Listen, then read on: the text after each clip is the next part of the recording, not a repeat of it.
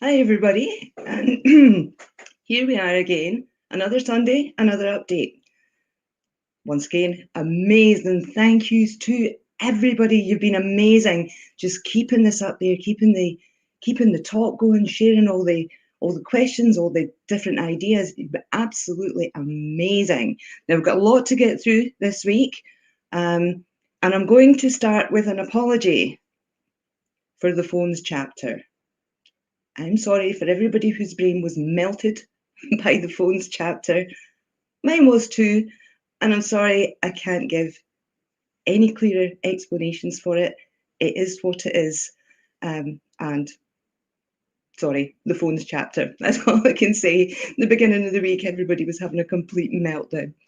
Now, before when I was setting up this live, there was a comment. Hi, Mark.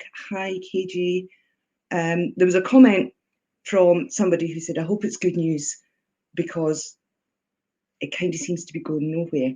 And there have been comments about it's all talk, there doesn't seem to be any action, all of that sort of thing. And I understand that it must feel like that sometimes. It's just everybody talking and nothing's really happening. These things take an enormously long time to move forward. And at the minute, there are lots of things going on in the background, lots of things that actually I didn't think we were going to get to as quickly as we have. So you guys keeping it up there in the public domain and keeping the interest going and keeping the questions going, that's really, really important because we need that public awareness to back when we do make the moves that we're starting to get ready to make. I'm sorry, I can't say anything too much about them just now, but I will update when I can. Now, one of the other comments on the back of that was along the lines of I should have held off, put all of this on hold until I had people who knew what they were doing. Now, I understand why that comment's made and why it seems like it's just been an absolute, explosion of stuff with no real structure to it. But the truth is, in 2003, if I'd waited until I knew what I was doing, we wouldn't be having this conversation today. I hadn't a clue what I was doing, and I just had to jump in and do the best I could. So, as far as the groups are concerned, all I can say is a huge thank you to everybody who's set up groups, who's moderating groups, who's doing the best they can to keep this going, but not compromise any of the areas that we shouldn't be straying into. And I would just ask everybody to remember, we're all volunteers right now, myself included. People are given their own time to do this and to try and keep on top of it and all of that. So yeah, huge thanks to everybody that's doing the groups and the moderating and everything else. You're doing a great job. Now, the Glasgow protest on the 3rd of May at midday. So there have been people saying, why is it not Edinburgh? Why is it Glasgow? Well, we did have one booked for Edinburgh, but on advice, the group was advised to postpone for now. And they took that advice on board and said, right, okay, we'll postpone, we'll do it later. So the reason the Glasgow one is now happening first is simply because the Edinburgh one had to be postponed. If you can't make it to the Glasgow one, there will be an Edinburgh one. Likewise, if you can't make it to the Edinburgh one, love to see you at the Glasgow one. Emphasising, as always, absolutely peaceful, abiding by all the rules, not giving anybody a chance to undermine or discredit what we're trying to do, which is simply to raise awareness and bring attention to what's happened in this case, and we need it fixed. That's all we're doing. So we're not out to fight with anybody. We're not out to cause any trouble. Just raise awareness. Now, you remember last week when I talked about this picture being all over the local area and asking people if they'd seen anything. Now, this is the Daily Record, July 2nd. okay? And so it's in the papers, that picture's in the papers, but it's also starting to appear on every bus shelter and every business window.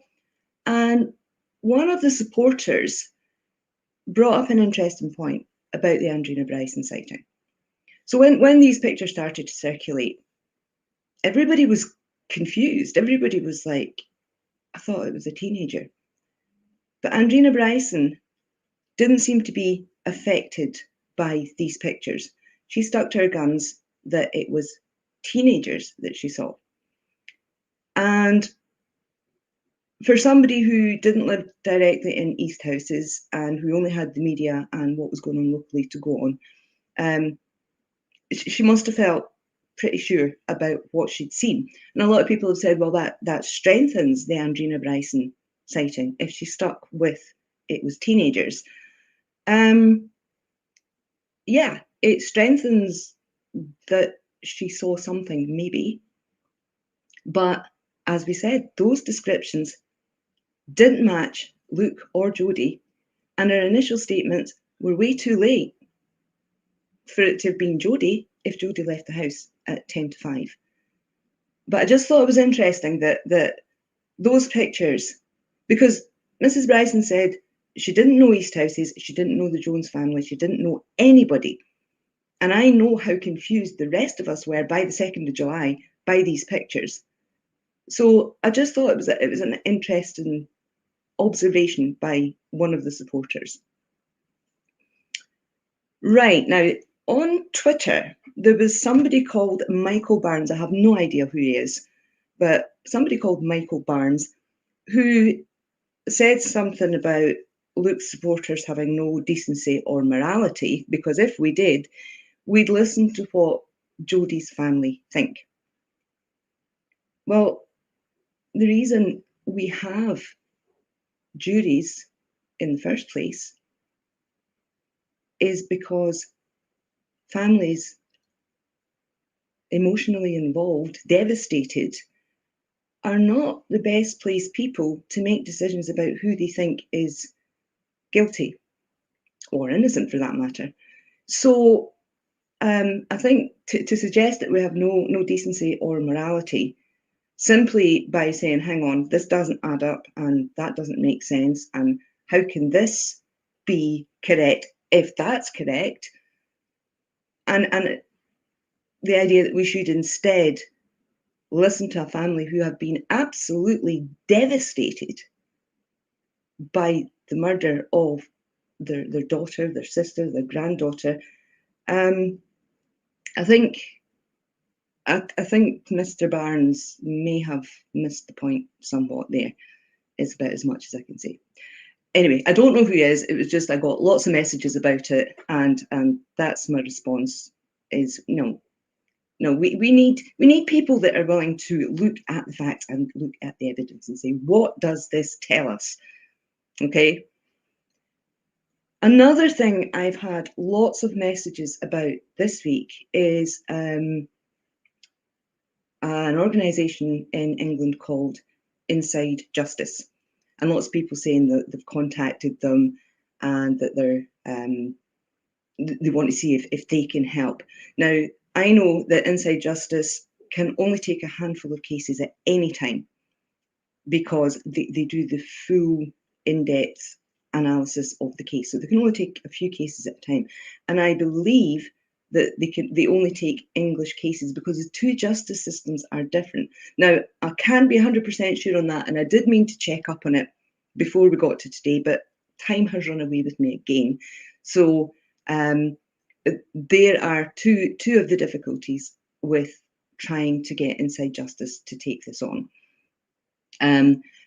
We also don't have an Inside Justice type organisation in Scotland at the minute. Maybe in time we will have. Next thing on this week's agenda, Scott Forbes. Now, I've seen so much stuff about Scott all over the place, some of it very disparaging. So I'd like to set the record straight on Scott's involvement in all of this. So in 2006, this man walked into Scott's Caravans to speak to Corinne about some information that he had that he'd been trying to give to initially the police and laterally Luke's legal team, and nobody was listening to him. So that was where Scott Forbes' involvement began. He was obviously trashed by the prosecution. They made up all sorts of utter nonsense about him to discredit his story. And that in itself was bad enough, if you like. Now, fast forward a couple of years, and I'm studying for my PhD at Stirling University, and Scott's also studying at Stirling University. So we'd meet up for coffee now and again, because I wasn't up in Stirling very often, but we'd meet up for coffee and we'd chat about the case. And then Scott became involved with Luke's legal team as a trainee solicitor. He also became involved in another case in Scotland that he did some absolutely fantastic work on. So yes, Scott was involved both voluntarily and as a trainee solicitor with Luke's legal representation. And all these people saying that, oh, he's making it up. And he's like, no, it's absolutely true. Some people were talking about potentially a conflict of interest with Scott working on Luke's case after he'd pointed out this information about Mark Kane. Now, what I have to tell you is when I finally got access to the case papers, every single thing, with the exception of the essay, every single thing that Scott Forbes said was backed up by the information in the case papers. So the scratches on Mark Kane's face, Scott Forbes was not the only witness to those. The agitated behaviour, he was not the only witness to those. Mark Kane being on the New Battle Road that night, which Scott actually didn't say because he said Mark Kane couldn't remember where he was. The information about him being on the New Battle Road that night was in the case files from other witnesses. So I wanted to get that absolutely cleared up once and for all, because I think doing the right thing, which Scott did, actually cost him dearly. And to see him still being slagged off to this day for doing the right thing, I think says everything that needs to be said about this case, if we're being totally honest. Now, oh yeah, so this was discussions about the police still sticking by the original story all these years later, and somebody had commented that a lot of the police officers that are sticking by it now probably weren't even in the force at the time. So why are they still towing the party line, so to speak? And there's been lots of talk about police culture and how they back each other up and all that sort of thing. And it made me wonder about, would they do that because they were afraid of the consequences of it maybe coming out that there had been some wrongdoing in the investigation? So I had a little dig around, looking at things like how many police officers have been prosecuted or jailed in Scotland for things like that, for wrongdoing in police investigations, for maybe tampering with evidence or witnesses or anything like that.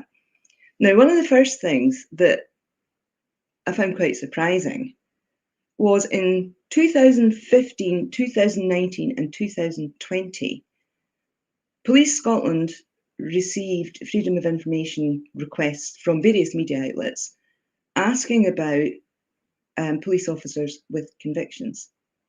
And on all three occasions, Police Scotland didn't respond. Other police forces did because they asked across the country. And Police Scotland was one of the few that didn't respond. So why not? Tell us what convictions or actions were taken against police officers who broke the rules. But they just didn't respond.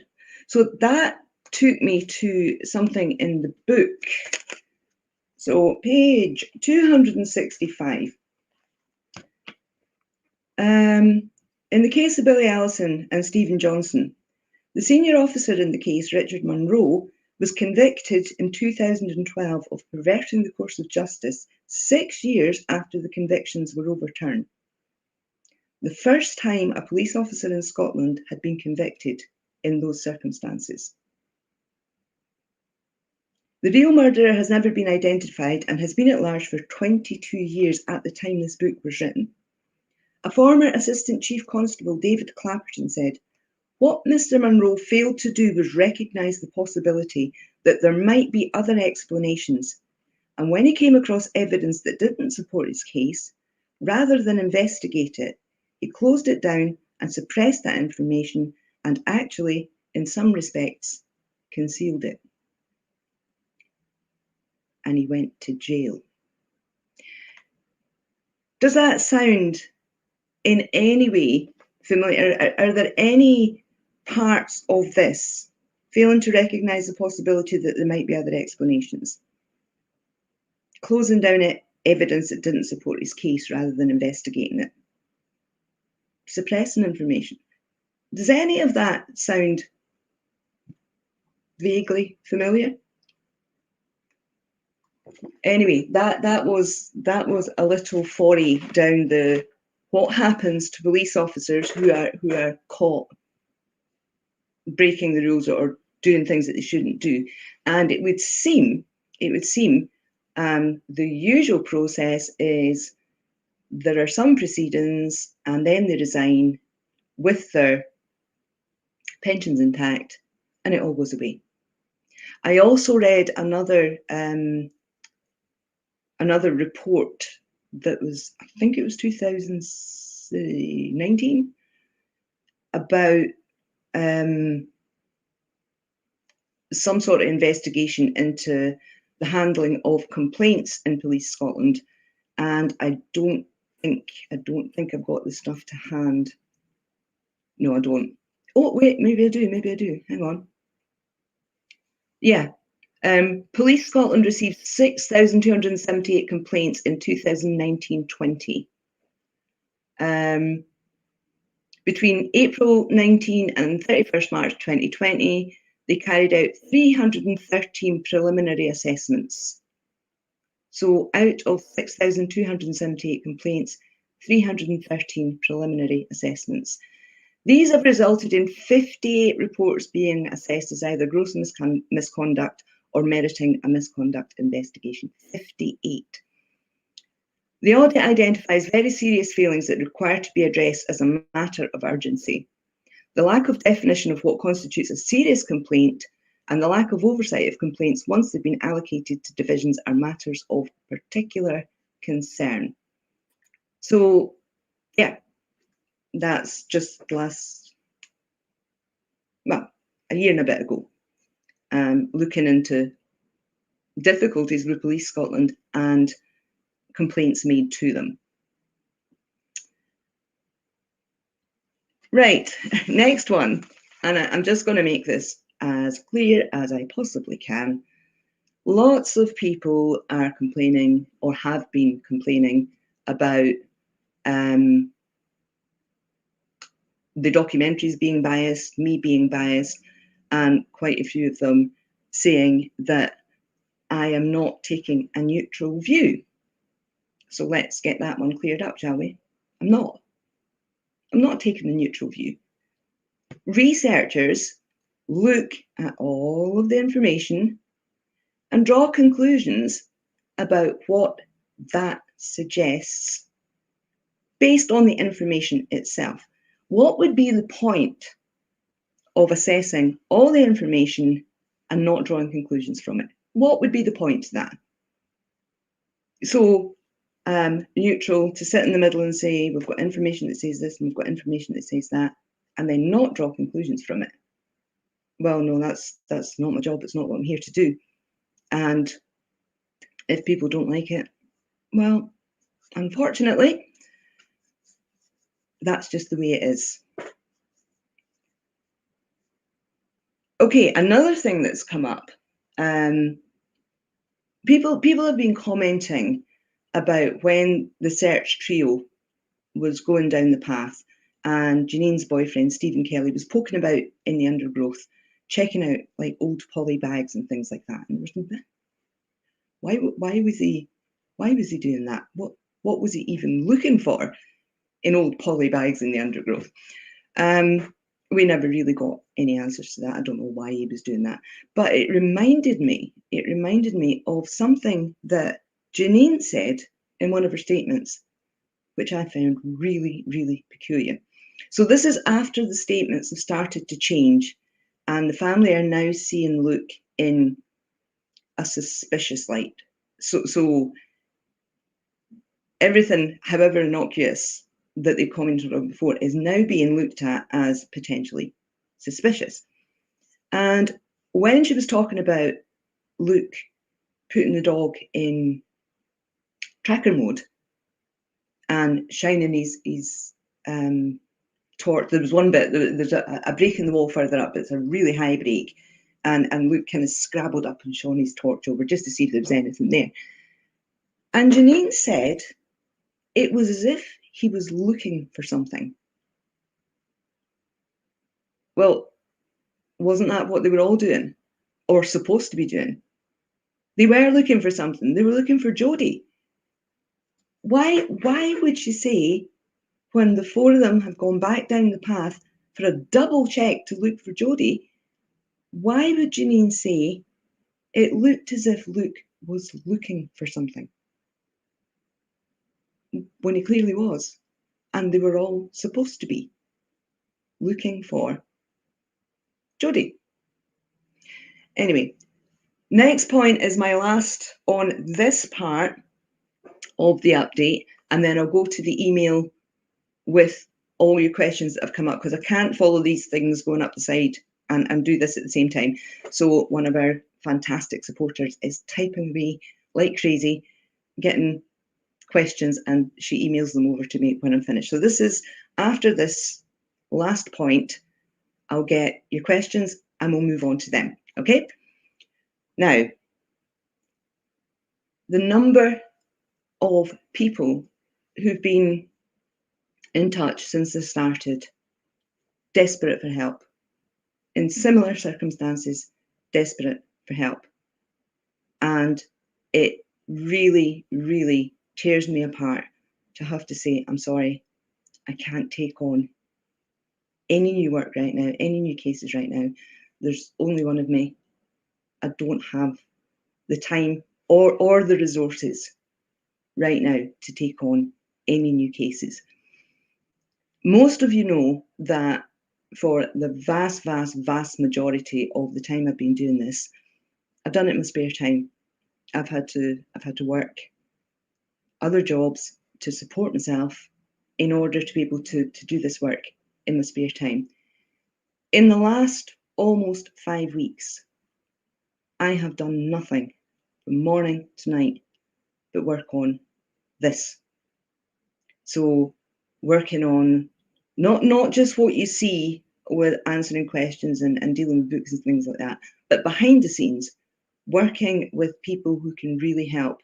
Long conversations with people who can really help and whose input will be really important. And what's become apparent is the only way I can do this properly is to do it full time. And that means I need to be able to earn enough money, earn a living to keep me afloat and do this work full time. To that end, another fantastic couple of supporters have helped me set up a company called Innocence Betrayed Limited. And through that company, book sales, events, services, all the sorts of stuff that will be available for other people to access will go through Innocence Betrayed Limited. They'll be the sort of shop front, if you like, of that organisation, which in turn will allow me to focus on this work full time. It's my intention. Again, there have been lots of unexpected expenses during a period where I've not been able to work for money because this has been literally full time. So I need to address that. I'm no good to anybody if I can't pay the bills to keep the roof over my own head. So my plan is to give the profits from Innocence Betrayed away to miscarriage of justice organisations that can do this sort of work, charitable organisations. That's my intention. Whatever I'm legally allowed to give away, that is what I will do with it. Inevitably, I can almost hear them starting already. Listen, she's just doing it for the money. She's just doing it for the money. Yeah. If I'd been doing this for the money, guys, I'd have given up a long time ago. A long time ago. But yeah, I just wanted that out there up front. That's where I'm at the minute, and over the next 2 or 3 weeks, I'll be developing that and putting out more information about it as well. Now, that's our update of the stuff that I've been gathering throughout the week. Let's see, what do we have from the people who've been commenting today? Okay, let me see. Do we have an email?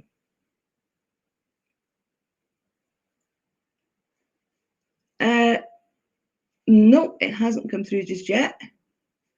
Okay, I'll have a little look. Let me see. No, I don't have it yet. So let me have a look at some of your comments and see if I can. What do we have?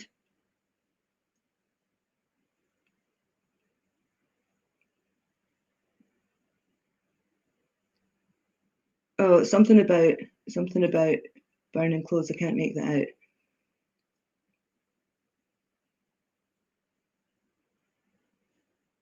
Okay, here's an interesting one. Luke's dog was a tracker. It only went crazy at the wall when it went back down the path. Of course not. The dog obviously went crazy on its way up when it was just Luke. Why do you think he was adamant not to go back down? That's somebody called Elizabeth's Sense. Where do you get the idea that he was adamant not to go back down? It was absolutely the opposite. Totally compliant, totally willing to go back down. So much so that he was willing to put the dog in tracker mode and asked if anybody had anything of Jodie's for the dog to get sent. Now, he's always said if the dog had reacted on the way up, he would just have pulled her away because she was mega excited. She wasn't in tracker mode, so he wasn't looking for her reacting. So the idea that he didn't want to go back down is absolute nonsense. Okay, let me see. Do I have an email yet? Yes, here we go. Corinne and Luke, both good, thank you. Was the knife that was handed in years later ever tested? We don't know. We presume not, because we've never been able to get any information about it. What relevance did Luke going for a tattoo have to do with anything? You tell me. This was after the event and was somehow used to suggest that if his mother was prepared to lie for him to get him a tattoo after the event, after the murder, she must have been prepared to lie for him about a murder. There was no evidence, incidentally, that Corinne lied about Luke's age in order to get my tattoo. That was another fabrication. But no, getting a tattoo, I have no idea. Why did Luke not take the stand? This has been discussed several times. Luke didn't take the stand because Donald Finlay wouldn't let him. Absolutely wouldn't let him. Was a solution ever found to get the funds to Corinne? Not yet. Again, we're still looking at different possibilities, but we're stuck with this not being allowed to raise funds for convicted persons. So yeah, it is what it is. We may find ways around it, and we may not. We're still working on it. Is there any information on the girl seen by Andrina Bryson wearing jeans and a blue top? If it wasn't Jodie, who was it? I don't know. We do know that there was a concert in the school that evening, and that students would have been making their way back to the school around about that time in order to get set up for the concert. I addressed last week, why didn't they come forward? Nobody was looking for them. Nobody was asking for them. Nobody even knew about them. So I don't know. I don't know who they were. Why didn't the police check the DNA of every male in the area? Probably expense more than anything. I remember another case where they tried to DNA test all the males in a particular village in a particular area, and it got unmanageable really, really quickly. And as it happened, the male they were looking for got somebody else to give his DNA and say he was the other guy. So yeah, there you are. I don't know. I don't know why they didn't test all the males in the area, but I assume it was both cost and logistics. Okay, what else do we have here?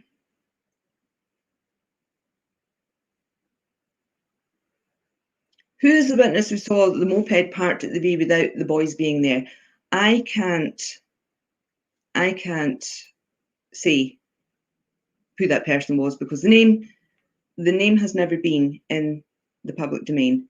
And the one thing that I've done from the beginning of this is if people's names were not in the public domain, I do not put them out there. But it's really important to remember that both Ferris and Dicky freely admitted themselves that their bike was propped at the V-brake. So in their statements and on the stand, they freely admitted that their bike was propped against the V-brake or at the V-brake. Now, at the stand, they went with at trial, they went with couldn't remember for all the other questions that were put to them. But in their statements, they didn't quite go, don't remember. They talked about the different places that the bike had been stopped on the path and where they started it again, all of that sort of thing. So who the witness was is pretty much immaterial. They themselves said the bike was there. Okay, do we have any more questions? Was the jacket Luke wore that night ever found? Yeah, he was wearing it when they took him to the police station, and the police took it, so didn't need to be found. He was wearing it. It was on, and they took him off, and then they took his jacket from him. So, was it ever found? It was never lost.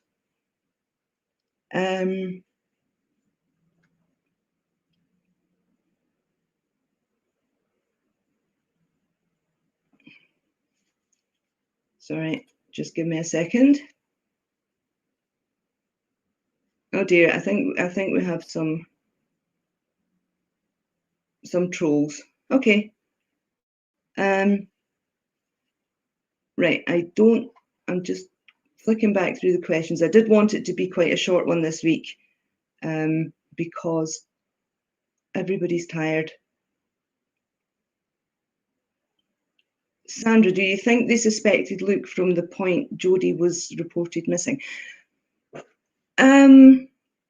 The police, I can see why they might have, because by the time they left Jodie's mum's house for the missing person report, they were labouring under three pieces of misinformation or wrong information.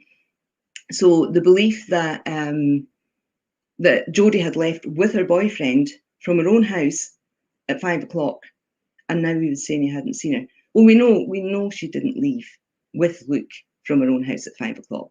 So I don't know where that police officer got that idea. But I can see why you would think that was a bit suspicious. What, he left her at 5 o'clock and now he's saying he didn't see her? The next one was that Luke was the only one out searching. Luke's number was the only number they were given. And they get a call saying the boyfriends found a body.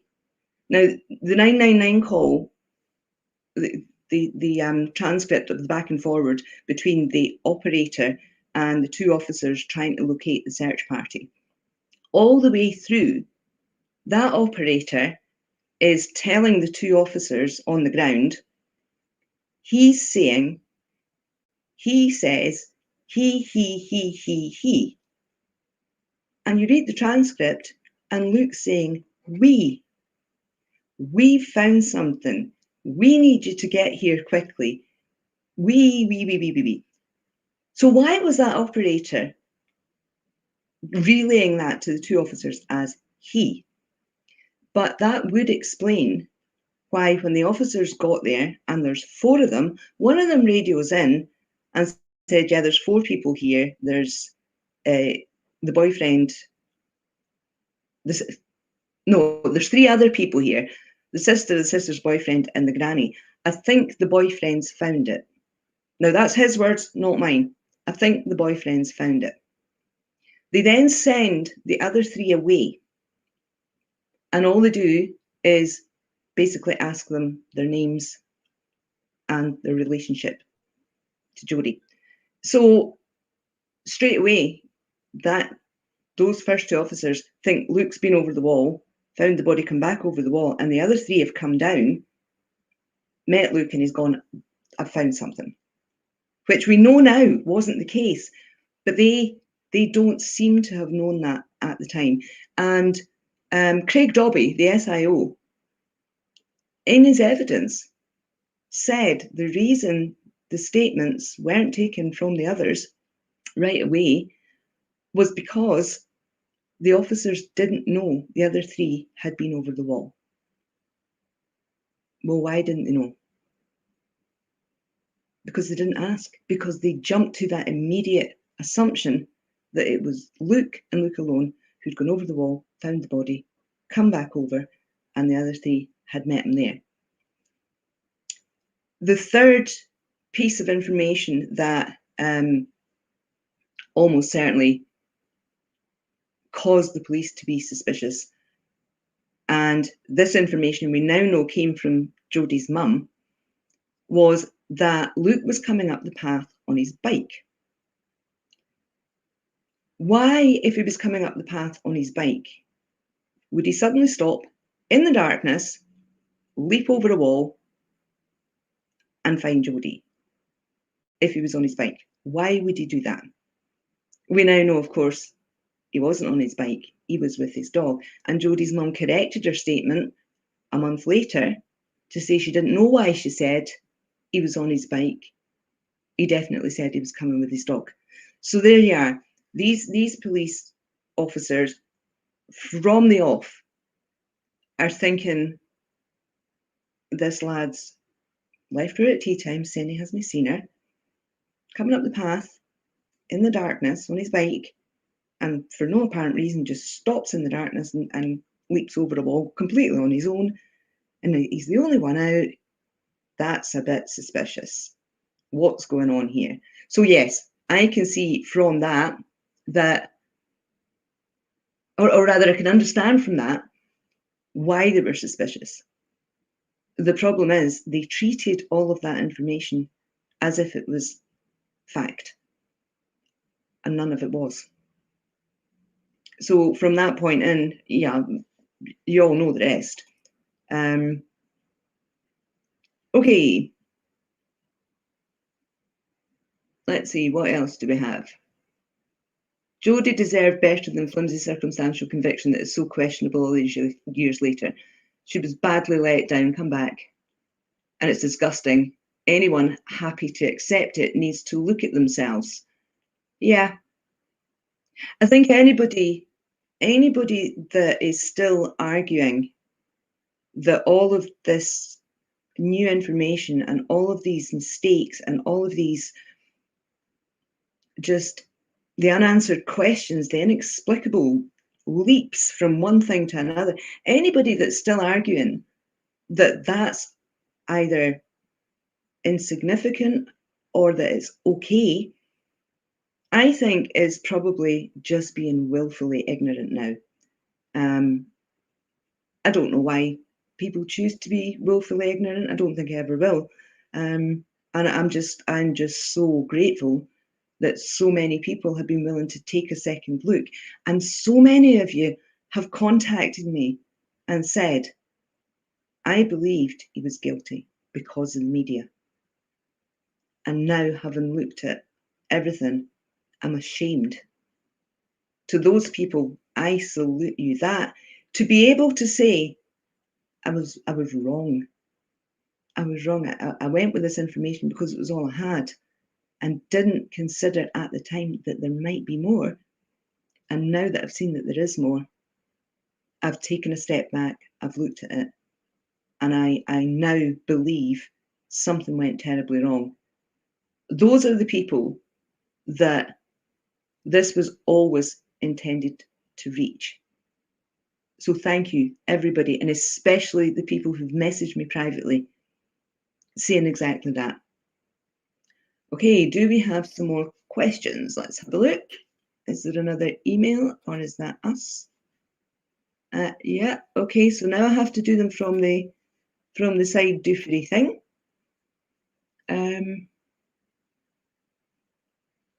Okay, let's see, what do we have here? The book clearly reveals that the police actions from the start was a masterclass in how not to conduct a murder investigation. Yeah. The ID parade stuff, for example, just use that as an example. There were guidelines about the circumstances in which an ID parade should be used. And that is if they have the suspect there, readily available, far better to put them in a parade than to use photographs. If an ID has been made from photographs, subsequent witnesses have to make identifications from an ID parade. That's their own guidelines. And again, Mr. Dobby on the stand said he'd never heard of an ID parade in these circumstances. The exact circumstances that their own guidelines say an ID parade should be held, and he says he's never heard of an ID parade in those circumstances.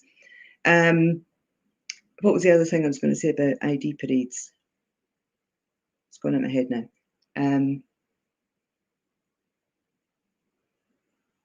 Oh, that's what comes with having to do this.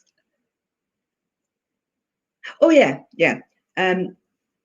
The SCCRC in their investigation, their examination of the case, decided that the reason the lack of ID parade was not a problem and nothing to do with miscarriage of justice is because Luke and his legal team didn't ask for one. Well, Luke didn't have a legal team until after he was arrested in April 2004, nearly 10 months after the murder, by which stage he'd been all over the media. There'd have been no point in asking for an ID parade then, would there? Because everybody had seen him. Everybody knew what he looked like. But for the commission to say it was his own fault or it was his defence team's fault because they didn't ask for one, so that can't go towards a miscarriage, that to me is actually just petty. It's just petty. But petty in a really important way, because these are the people that have the power to send these cases back to the Court of Appeal. So, yeah, how not to conduct a murder investigation. Derek Scrimger, the scenes of crime officer, said the scene was not ideally managed. I think he should have had an award for understatement of the year. But yeah, that's one of their own admitting that it was a screw up. Items of clothing moved and gathered up before the forensics officer got there. What on earth were they thinking? I'm not a troll. Okay.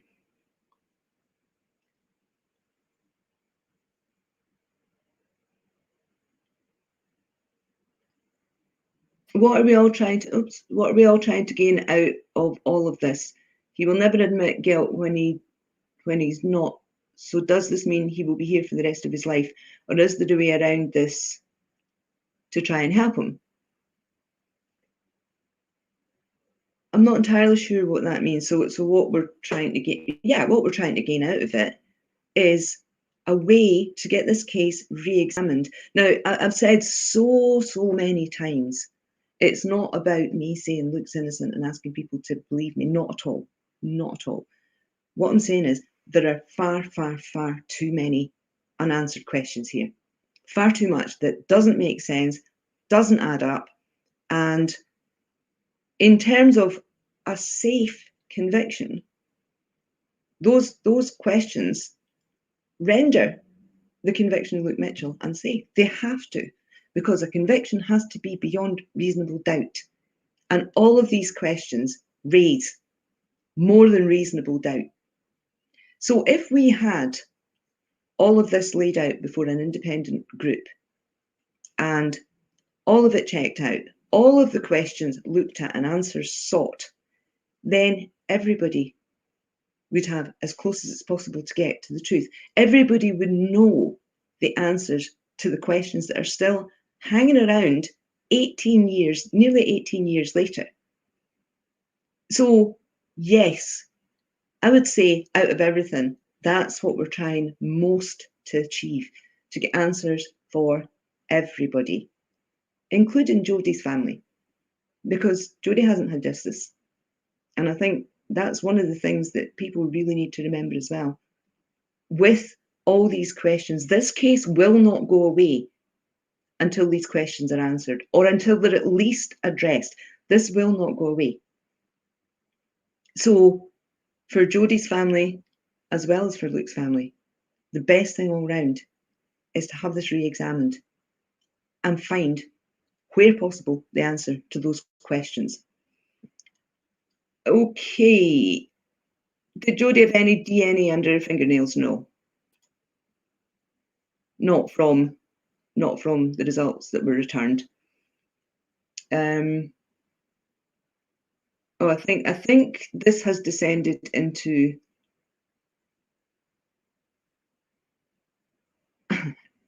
yeah, we've got a lot of nonsense on here.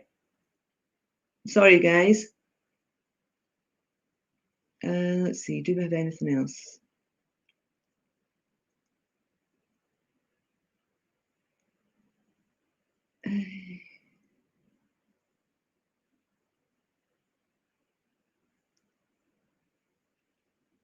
Were there any footprints at the scene? Did police look at this? And was there DNA belonging to Jodie on Luke?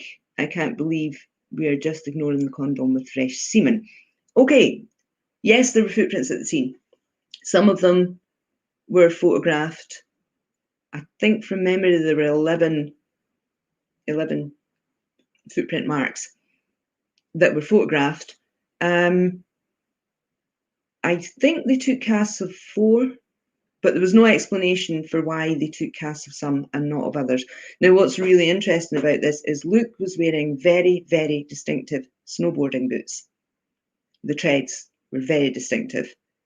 And if there had been prints from those any further than the tree where Luke said he stopped and saw Jodie's body 10 to 12 feet away, that would have proven that he'd been closer to the body than where he said he went that night. They weren't.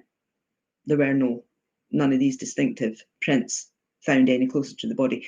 But there was a trampled, flattened area over at the other side of the woodland strip, very close to where the barbs in the barbed wire fence had been pushed to the side so that people could get over the fence without getting caught in the barbs. We don't know to this day what was done about footprint marks in that area where it was flattened and trampled. So again, another area where there are questions that we don't have answers to.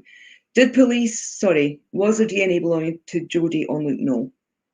No. We discussed this already. The one pair of trousers, that there was a tiny speck of DNA from Jodie that couldn't be dated. They didn't know how long it had been there, on a pair of trousers found in a holdall that had been at his dad's with no apparent connection, with no connection, no claimed connection to the murder. They weren't claimed to have been worn that day. They weren't claimed to have anything to do with the murder.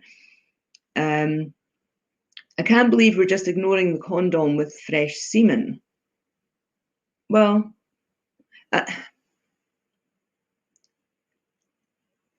it's a difficult one, I suppose, because it wasn't identified until 3 years later. And by then Luke had been convicted. There was no will to look at it and I don't know, see if there was anything else about it that may have connected it in some way to the murder.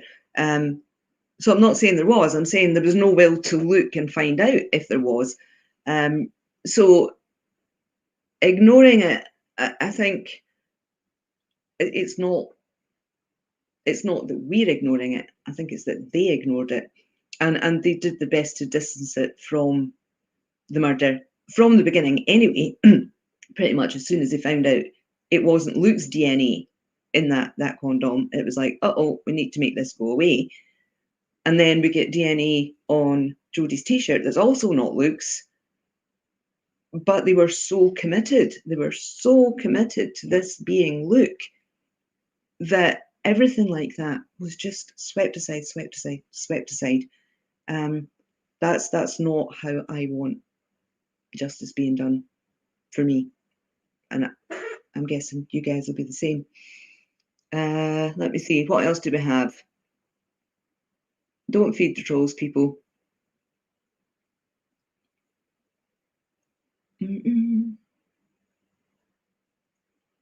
Yeah, you'll find that many of us are not saying he's innocent. What we're saying is we cannot see how he was found guilty.